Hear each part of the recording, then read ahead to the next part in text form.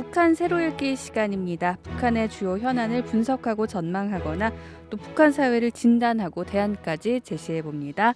오늘도 국민통일방송 데일리 NK 이광백 대표 모셨습니다.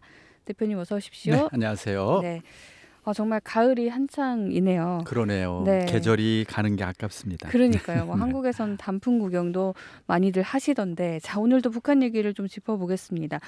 자, 북한에서는 농촌에서 이제 수확이 막 시작이 되고 있는데 사실 좀 풍족해야 하는 가을철인데 농민들이 빚을 갚지 못해 어려움을 겪고 있다는 소식이 있다고요. 그렇습니다. 일반적으로 네. 수확철이기 때문에 풍요로운 그런 그렇죠. 시기잖아요. 예. 그런데 안타깝게도 최근 양강도 농민들 같은 경우에는 수확 네. 시기를 맞았는데 빚 음. 독촉에 시달리고 있다는 소식이에요. 보통 4월 말부터 곡식이 바닥나서 식량 사정이 가장 어려운 때 북한에서는 이걸 이제 보릿고개라고 예. 지금도 얘기를 하고 있다고 하네요. 근데 이제 이 시기에 식량이 많이 떨어져 버리기 때문에 보통 이제 도시의 돈주라든가 네. 상인들이 농촌을 오가면서 돈이나 식량, 생필품을 꿔준다고 합니다. 그래서 이제 그걸로 우선 예. 당장 보릿고개를 농민들이 넘기고요. 그리고 수확철에 그것을 이제 되갚게 되는데 지금 막상 수확철이 됐고 되갚아야 되는데 네. 이게 잘 안 된다는 거예요. 그것 때문에 빚을 갚지 못해 어려움을 겪고 있는 사람들이 양강도 농민들이 많다는 건데 네. 양강도뿐 아니라 다른 지역에서도 이와 비슷한 현상들이 많을 것으로 보입니다. 어찌 보면 농촌이 제일 풍족해야 되는데 도시에서 가서 뭔가를 빌려준다는 것도 참 좀 이상하거든요. 일단은 네. 어떤 어려움을 겪고 있는지부터 좀 짚어주시죠. 네, 지금 몇 개 네. 마을의 사례가 지금 보도가 됐는데요. 갑산군 평화리 네. 여기서 한 주민이 올봄에 강냉이 40kg를 옆 주민에게 껐답니다. 어. 근데 현재까지 이거 못 갚아가지고 지금 빚 독촉에 매일매일 지금 시달리고 있다고 하고요. 네. 또 올해 봄에 상인에게서 감자 150kg을 빌린 양강도 풍서군의 한 주민은 지난 8일 날 빚을 갚지 않는다는 이유로 폭행을 당하기도 했습니다. 아이고. 그리고 올해 가을에도 도시의 상인들이 외상값을 지금 받아내기 위해서 이달 초부터 농촌에 지금 밀려들고 있다고 합니다. 그런데 이제 가뭄, 폭우, 태풍 피해로 지금 작황이 안 좋은 데다가 예.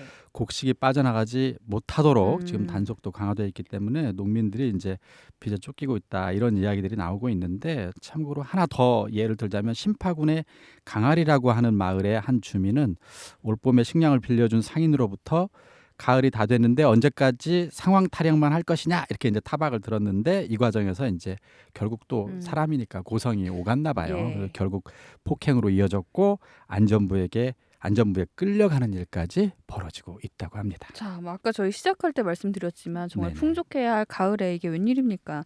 자, 농민들이 빚에 시달리는 이유가 또 좀 있을 것 같은데요. 뭐 일단은 예. 수확량이 지금 떨어지고 있나 봐요. 그러다 보니까 좀 수확량이 넉넉해야 이걸로 빚도 갚고 생활도 할 텐데 수확량이 떨어지고 있다는 게 이제 첫 번째 이유로 꼽을 수 있을 것 같아요. 먼저 네. 감자입니다. 양강도가 최대 감자 생산지로 널리 알려져 있어요. 예. 근데 지난해에 이어서 올해도 감자 작황이 좋지 않다고 지금 합니다.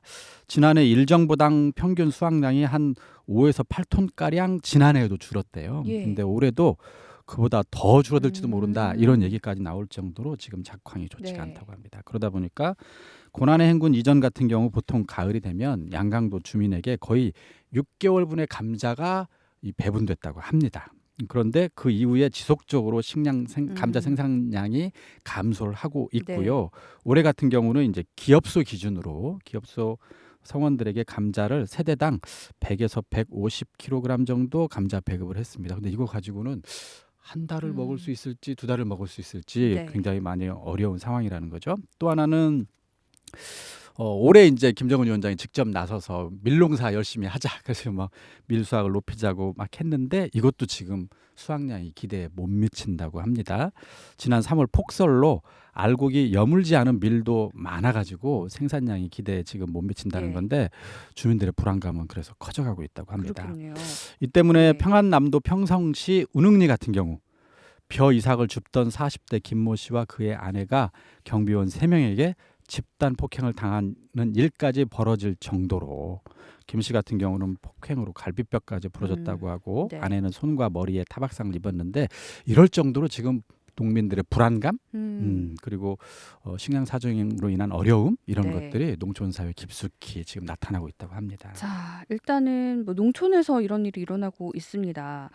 근데 사실 뭐 코로나19도 전 세계를 덮쳤고 뭐 기상 이변이 있다고 해도 이것도 역시 전 세계를 덮쳤는데 특히 북한에서만 이렇게 고질적으로 식량 문제를 겪고 있는 이유가 좀 궁금한데 일단 감자 생산량이 감소를 했고요. 밀 생산량도 기대에 못 미쳤거든요. 그렇습니다. 네. 감자 생산량 같은 경우는 사실 해마다 반복되는 문제가 올해도 해결되지 않은데 그 원인이 있다고 해요. 예. 가뭄, 네. 그다음에 폭우, 이 음. 자연재해 올해도 여전히 네. 발생을 했고요. 가장 큰 문제 비료 거름 제대로 못 음. 줬는데 이것도 역시 올해도 해결을 예. 충분히 못했습니다.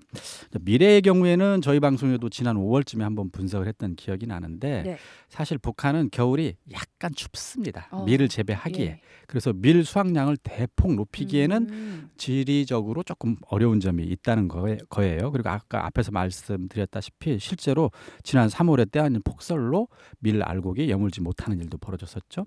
그리고 두 번째는 밀 같은 경우는 농작지가 넓어야 충분히 아. 수확량을 거둘 수가 있는데 네. 북한은 사실 밀 농작지가 부족한 음. 나라입니다. 그러니까 산이 많고 이 평지가 좁은 네. 나라예요. 그러다 보니까 시간이 지날수록 필요한 물량을 확보하기에는 농경지 자체가 적은 나라다. 그래서 이걸로 주민들의 식량 문제를 해결하는 것은 어려울 것이다. 이렇게 지금 짐작이 됩니다. 그리고 차라리 전 세계 대표적인 밀 생산지 중국, 네. 인도, 러시아, 미국, 프랑스, 캐나다 등인데요. 대체로 이 나라들이 어떤 나라들이느냐? 경작지가 넓은 나라들이에요. 여기에서 훨씬 품질이 좋고 네. 가격이 훨씬 싼 밀들이 넘쳐 나오고 있습니다. 그렇군요. 여기서 차라리 수입하는 것이 훨씬 효과적인 방법이라고 판단이 됩니다. 네, 결국 이제 농민들이 빚에 시달리는 이유는 본질적인 문제, 생산량이 감소를 했다인 네. 건데 또 다른 이유도 있죠. 지금 이번에 빚에 시달리는 것은 농민들 개개인도 이제 우선 네. 당장 급하니까 식량을 빌린 것도 있고요. 또 심지어는 협동 농장에서도 빚을 지는 경우가 있다고 농장 합니다. 차원에서요. 예, 봄철 강냉이를 심거나 모내기 때 일의 능률을 높이기 위해서 이제 협동농장 차원에서 돼지라든가 염소, 개를 비롯한 이른바 이런 짐승들을 좀 잡아서 농민들이 이제 먹고 또 일도 하고 네. 이런 일도 있다고 합니다. 이때 이 필요한 일 뭐 돼지고기라든가 염소 이런 거 가을에 외상으로 갚겠다고 하고 그 짐승들은 이제 먹고 일을 한 거예요. 네. 그래서 가을에 지금 강냉이를 추수해서 또는 벼를 추수해서 갚아야 되는데 이것 때문에 대체로 협동농장에서 수확량의 뭐 수십 킬로에서 많게는 수백 킬로까지 이제 이걸 갚는데 써야 예. 된다는 거예요. 근데 지금 올해 각 협동농장에 당 지도 소조 성원들이 지금 내려와 있습니다. 그래서 올해만큼은 어떤 일이 있어도 알곡의 유출을 막아라. 이렇게 해서 밤 늦게까지 탈곡 현장에 지키고 서 있답니다. 아이고. 그래서 이걸 지금 수십에서 수백 킬로를 협동농장에서도 봄에 빌렸던 거 갚아야 되는데 그것도 지금 어려운 상황이에요. 그래서 일부 농장원들은 한 해 농사를 잘 짓자는 의미에서 가을에 이제 알곡으로 물어주기로 하고 짐승들을 외상으로 가져다 먹었는데 이렇게 당 지도 소조 사람들이 탈곡창을 지키고 있으면 어떻게 빚을 갚아야 되느냐. 네. 결국 국가를 위해서 사실 헌신한 건데 그렇죠. 빚은 누구한테 남았냐? 협동농장원들과 농민들에게 남았다. 이런 하소연도 나오고 있다고 합니다. 자, 농민과 농장 모두 빚에 시달리고 있습니다. 사실 이런 상황이라면 농업 정책을 좀 짚어봐야 될 텐데 혹시 농업 정책의 문제는 없을까요? 사실 어쩌면 이 네. 문제가 더 심각한 문제인지도 모르겠습니다. 이 정부는 네. 이 농장 그리고 농민들에게 국가 납부량을 먼저 채우고 나머지는 분배하겠다. 네. 이런 이른바 농업개혁 정책을 오래전부터 지금 음. 실시를 해오고 있습니다. 이게 이제 뭐 분조관리제라거나 뭐 이런 이름으로 여러 가지 이름으로 부르고 있는데 이 제도에 현재 심각한 문제가 하나 있습니다. 국가 납부량을 먼저 채우고 나서 남는 걸 배분하겠다는 건데 국가 납부량이 지나치게 높습니다.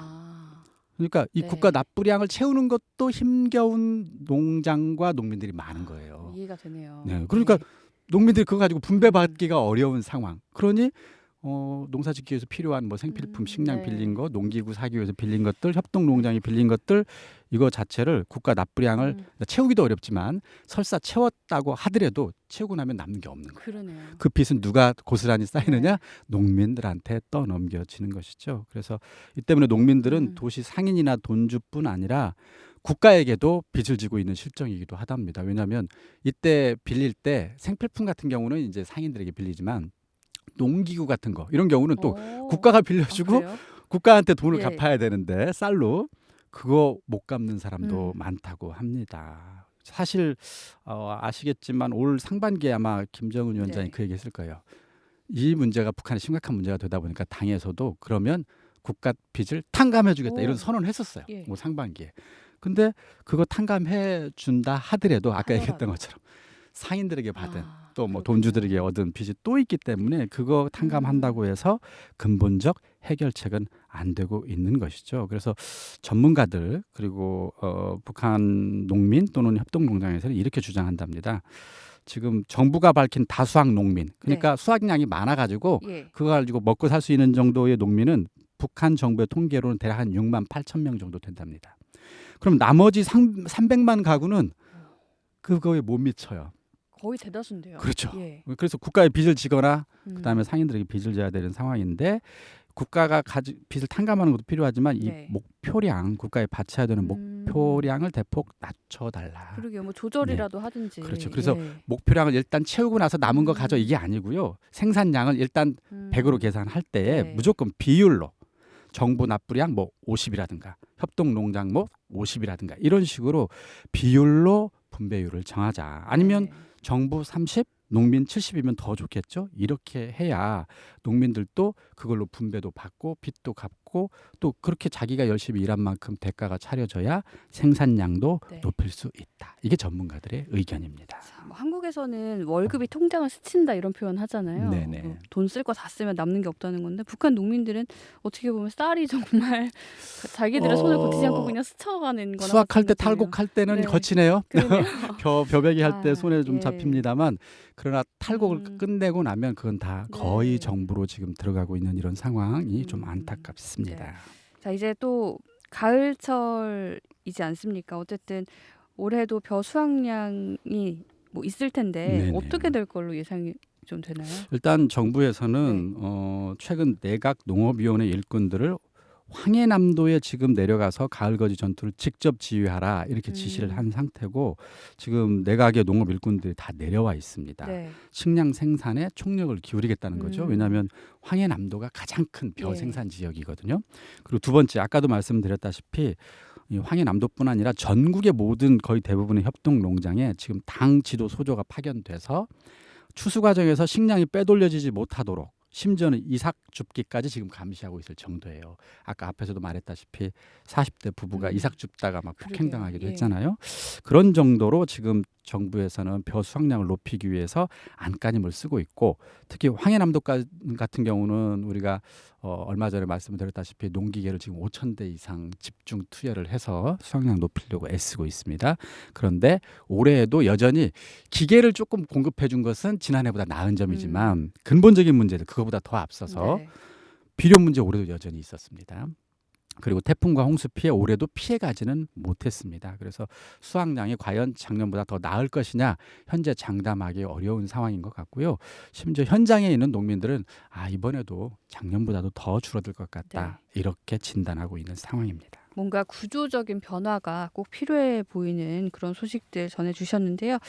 자, 오늘도 늘어나는 비 때문에 고생하고 있는 북한의 협동농장과 농민의 실상을 좀 짚어봤습니다. 지금까지 국민통일방송 데일리 NK 이광백 대표와 함께했습니다. 대표님 고맙습니다. 네, 감사합니다.